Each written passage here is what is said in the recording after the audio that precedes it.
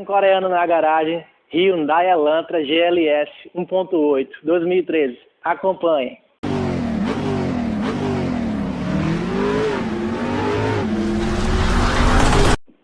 Chegando aqui no Brasil na sua quarta geração, em 2011, né, até 2013, 14, antes de vir um facelift dele, né. O carro fez muito sucesso. Aqui no Brasil, as vendas ainda um pouco tímidas, mas um carro que está totalmente à altura dos seus concorrentes, que aqui no Brasil a gente tem aquele nicho de Corolla e Civic, né, em sedã médio. Aí fica ali o Sentra, tem o Elantra, que são excelentes carros também, que tem um custo-benefício até melhor do que os principais que a gente falou. Falando dessa unidade aqui, a gente está falando de um Elantra 2013 GLS, equipado com motor 1.8, aspirado, né, com injeção multiponto, um motor com corrente de comando. Eu particularmente eu prefiro, né, é um motor mais robusto, tem menos manutenção, você não precisa estar trocando correia dentada, né. Aí a gente tem aqui um motor que rende 150 cavalos, né, a 4.700 RPM, ele atinge o pico de torque, que é 18,2 kg de torque, e dá conta muito bem do recado aqui desses 1.194 kg, né, que é um carro relativamente médio para o seu porte.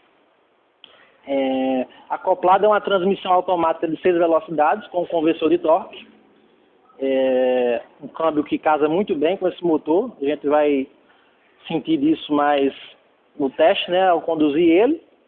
Direção eletrohidráulica, certo? Em relação à eficiência e consumo desse motor aqui, segundo a ficha técnica, fala em torno de 8,5 urbano e 12,7 rodoviário. Mas a gente vai fazer o teste na prática, ver o que a gente consegue extrair, certo? O que eu tenho mais para falar? Então, dá uma olhada aqui no cofre do motor, né? A gente tem o capuz sustentado pela varetinha convencional, não temos manta acústica, né? Aqui o propulsor, né? Tudo bem localizado, né? Tudo bem certinho. Motivo de curiosidade. Vou fechar agora o capô aqui pra gente ver como é que é o design dele com o capô fechado. Essa frente é bem bonita, né? A gente está falando do design fluido, né? Que a Hyundai chama esse design. Ela chegou no mercado tanto com Elantra, como com Sonata, como com Azira, né? Quando chegou essa geração, ela chamou de design fluido, né? Que realmente elas têm linhas bem atuais. Essa brecha aqui que o capô ainda ficou aberto, gente, mas não é assim. Aqui a gente tem um farol com parábola simples, né? Luz alta e luz baixa, certo? Aqui farol de neblina. Deixa eu dar uma olhada lateral. Aqui na lateral a gente encontra perfis de roda 17, calçado com 215. Esse está com 215/50 17, mas originalmente 215/45 17, tá? Uma roda que me agrada bastante esse desenho. Aqui a gente tem essa visão lateral. Vou marcar o outro lado para a gente dar uma olhada.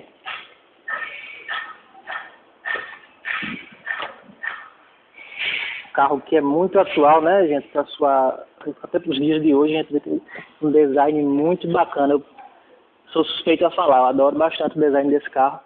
Já tinha até conversado com o Lenivon a respeito disso. Aqui a gente tem seta no retrovisor, né? Os cromados que dão um charme, principalmente no carro preto. Essa lanterna traseira que invade aqui a lateral, né, da carroceria. Aqui a versão GLS. Vai dar uma entrada agora aqui e ver como se comporta o espaço interno. No interior do Elantra, né? Primeiramente a gente nota que essa unidade está em excelente estado. Nosso inscrito e amigo Lenivon aí tem um apreço com os carros dele assim impecável realmente.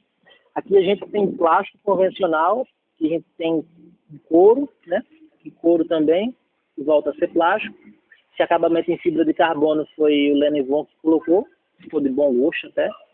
Aqui a gente tem o comando das portas, né? Trava de destravamento, bloqueio dos vidros, função automática para o motorista, comando dos retrovisores externos, certo?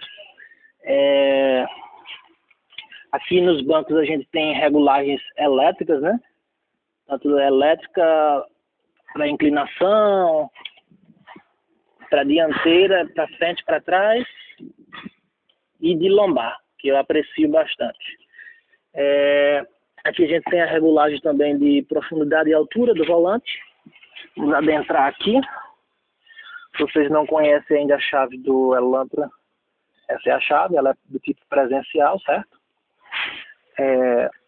Vou dar aqui 2 toques aqui para a gente conhecer o painel. Primeiro ele liga acessório, segundo ele acende o painel, certo? É um painel de um grafismo bem agradável, né? Lembra muito os Hyundai dessa época. Deixa eu baixar o som aqui para não ter direitos autorais. Aqui a gente tem as funções do computador de bordo, né, que eu vou estar mostrando a vocês. Aqui a gente tem a função Eco, pode ser ativada ou desativada. Como os outros carros, ele otimiza, né, a força do motor, deixa o motor um pouco mais suave. E também atua às vezes no ar-condicionado, né, para deixar o carro de uma forma mais econômica. Aqui a gente tem o odômetro, a unidade 120 mil quilômetros, bem conservada. Aqui a gente tem a autonomia que o tanque ainda percorre, né, 300 quilômetros. Aqui a média que ele fez no último percurso dele, né, 8,9 litros para 100 quilômetros, que dá uma média mais de 11. Conversando com ele, ele disse que foi circuito misto, que é um ótimo consumo. Aqui é o que ele faria instantâneo, não está aparecendo nada porque o carro está desligado. Aqui a distância que ele percorreu da última vez que funcionou o motor, né? Aqui a hora e aqui voltou para a função Eco. Aqui mostrador da rotação por minuto, velocímetro, marcador de temperatura e nível de combustível, né? Aqui são os comandos que a gente consegue mexer no som, né? Nesse caso o Lenivon ele colocou uma multimídia Pioneer, ele já atualizou a multimídia. E aqui a gente tem os comandos do piloto automático ou controle de cruzeiro. E aqui onde eu estava mexendo no computador de bordo, certo? Aqui o painel central, né, me agrada bastante, as linhas. Curioso as saídas de ar, né, um pouco aqui mais abaixo do que tradicionalmente a gente já vê nos outros carros. A gente tem aqui um ar de 2 zonas, tá? Com essa função Clean Air, que é um tipo de purificação de ar, né? Com o Toyota Camry tem também o sistema Plasma Custer. Cada montadora chama de um nome, mas no final o intuito é o mesmo, que é purificar o ar, né? Aqui o botão Start Stop. Aqui a gente tem a alavanca, né, de 6 velocidades, com trocas sequenciais aqui do lado. Aqui porta objetos, tomadas 12 volts, entrada auxiliar, USB. Retrovisor fotocrômico, né? Isso é bem útil à noite. Porta-óculos. Deixa eu ver aqui, deve estar com alguma coisa dentro. Isqueiro com iluminação. Você tem que acionar aqui. Aqui a gente tem a regulagem do facho dos faróis, que é a iluminação do painel. E para ligar ou desligar o controle de tração e estabilidade, né? Aqui freio de mão, alavanca convencional. Bacana que eu gosto também desses carros, esse pedal que sai do assoalho, né? Lembra o New Civic, lembra algumas BMWs também. É bem interessante que você apoia o pé e fica bem confortável a condução a longas viagens, né? Aqui ver onde é que abre o porta-luvas. Ele desce de uma vez, ele não tem aquele amortecedorzinho, né, que desce suavemente. Agora eu vou lá para o banco de trás para a gente ver como é a situação, eu costumo dizer, de eu atrás de mim. Atrás de mim, aqui no Elantra, a situação é bem confortável para as pernas, né? Se vocês puderem aproximar mais aqui, ó, eu tenho tranquilo 5 dedos aqui, ainda me sobra mais.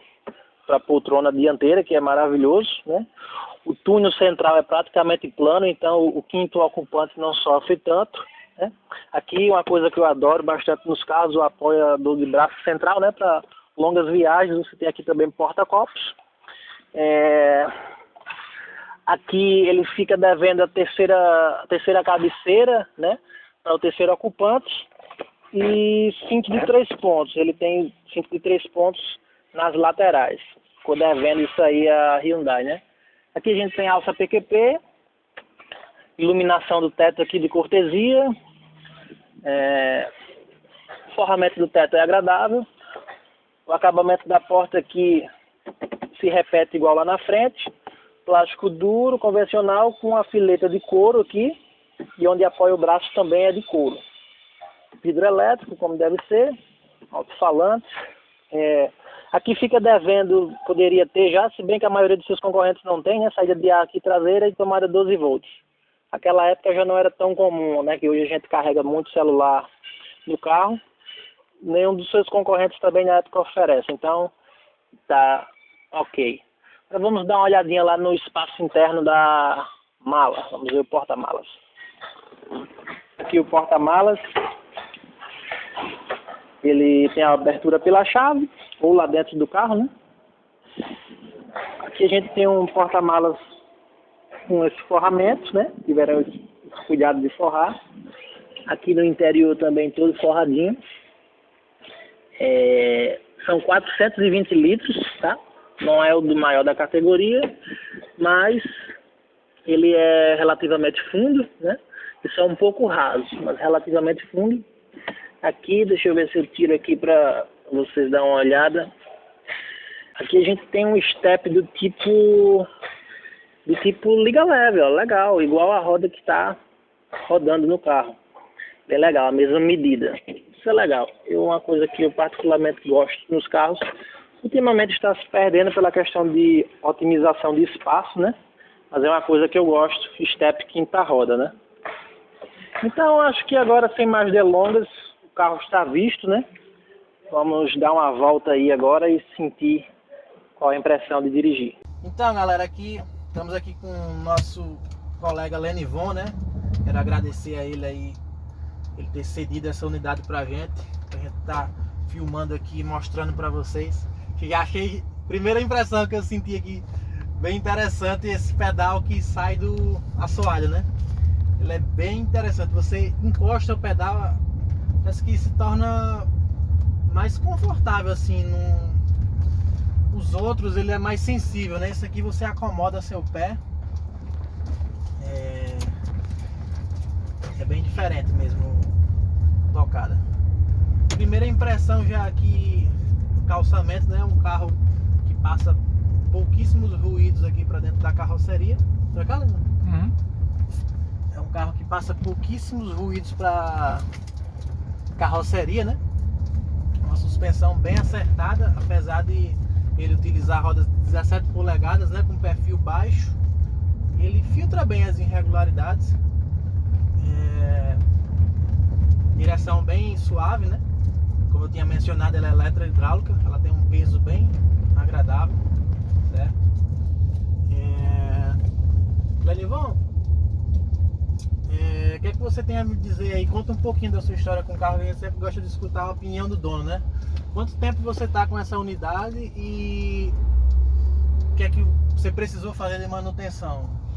Matheus, na verdade, esse carro, ele até me surpreendeu, né? Porque a priori quando você vai comprar um carro, é aquela coisa toda, vai comprar um carro importado, aquele negócio todo, tudo coreano, tudo é caro, não sei o que, enfim. É aquele tabu no mercado, né? Eu vai fazer 2 anos agora em setembro, faz 2 anos que eu tô com ele. E a outra coisa que eu troquei mesmo assim de peça nesse carro foram os amortecedores dianteiros, que troquei talvez nem por necessidade, porque eles não estavam com problema, mas trocou preventivamente. Como eles são uns carros duros, de uma suspensão dura, sim. Aí eu fui, troquei, mas enfim, não estava com nenhum problema os amortecedores. E agora, por último, troquei o conjunto de bobinas dele. Deu problema em uma, deu problema em duas, aí fui e troquei logo as 4.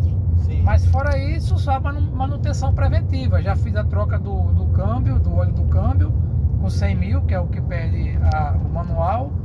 E a cada 10 mil eu troco, faço a manutenção preventiva dele, de óleo e filtros no geral. Sim. Que é bem interessante, né? Você falou aí das bobinas, é uma coisa bem característica. Cada marca tem uma característica, né? Os Hyundai, ele tem essa característica. Eu tava com o HB20 também do Thiago, ele falou também da mesma situação das bobinas, né? Ela começa a dar uma falhadinha. Isso. Nada que desabone o carro, é uma coisa característica que geralmente acontece com Também é um carro já com 120 mil, né? Exato. Ele veio trover, dá problema nas bobinas ainda originais ainda. Né? Então passou o quê? Então, 7, 8 mil. anos, né? Exato.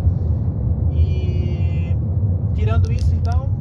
Tirando isso, eu não tenho o que reclamar. Assim, quando você tem costume de carro nacional, quando você pega um Chevrolet, por exemplo, um GM, Sim. que é um carro mais macio pela própria construção dele, que é feita para rodar em países como o nosso aqui, Sim. Aí você sente a diferença de um carro mais macio. Sim. E até porque também ele tem, como você citou, ele tem um pneu com aro 17 e um Exato. perfil. E esse perfil perfil 50 já é para tornar ele mais confortável, porque o perfil original dele é 45. Foi uma coisa até que a Hyundai, ela digamos, consertou na facelift, né? Isso. Teve gente que achou que foi um downgrade, que ela voltou atrás, mas eu acho que foi um upgrade, que ela voltou para a roda de 16 com perfil maior, perfil né? mais alto. Exatamente. Para proporcionar mais conforto, né? Que eu acho que também não é culpa nem da suspensão, ela ser um pouco mais rígida. Eu acho que os pneus, eles têm esse... Os próprios pneus deixam o carro mais duro, né? Deixa isso, o carro com a característica Você mais sente dura. muito quando você passa num buraco, uma coisa, você acha que o carro está desmontando quando você cai dentro de um buraco. Sim. Coisa que você passando num carro nacional, por ele ser um carro já fabricado e produzido para rodar em situações como que a gente tem aqui no país, aí você não sente tanto. Sim. Espero ter pegado aqui, né? Então que vou testar aqui bem rapidinho o desempenho. O câmbio responde rápido. Chegamos a 80 por hora bem rápido, como eu falei a vocês, são 150 cavalos. O pico de torque é atingido a 4.700 rotações. A resposta do câmbio é ok, bem rápida, né? A motivo de curiosidade é a gente estar a 80 por hora. Ele está 1.500 rotações, 1.600 rotações. É uma rotação bem agradável, né? Quando se quer priorizar consumo de combustível, né? A direção, ela é bem direta, ela não é aquela direção boba, né? Qualquer toquinho que eu dou, o carro já mostra a frente. Não vem carro aqui na minha traseira, né? O freio dele responde bem rápido, é bem distribuído, né? Porque tem gente que pensa, por exemplo, esse carro é pastilha não, freio a disco ventilado na frente e a tambor atrás. Tem gente que tem um preconceito com o tambor, mas é uma questão de dimensionar, né? A montadora, quando ela projeta o carro, tem questão de dimensões. Então esse carro tá um freio bem dimensionado, ao meu ver, para o peso, né? É um carro bem equilibrado e gostoso assim a condução de rodovia, né? A posição do banco é agradável, a visão, né? O ângulo de visão que você tem. Eu posso comparar um pouco a suspensão e o estilo de dirigir a um Civic. Ele não tá mais, ele se equivale mais a um Civic, a questão de dirigir, do que a um Corolla. A gente falando tanto de acerto de suspensão e de condução mesmo, né? A característica dele mais esportiva, né? Ele é um sedã, lógico, mais priorizado conforto, mas a característica dele é um carro mais na mão, né? O Corolla e talvez o Sentra, que a gente vai andar no Sentra a próxima semana, ele tem essa característica um pouco mais confortável. O Civic e esse Elantra aqui que a gente está testando hoje, ele tem mais essa característica de carro esportivo, voltado à mão, assim, ao condutor. Então é isso, galera. As considerações finais, um carro excelente, eu recomendo. Lenny Von aí já tem o carro 2 anos, já falou o feedback dele. Eu já conhecia, né, o carro, estou conhecendo agora mais a fundo agora nesse teste. É um carro que eu recomendo, tá?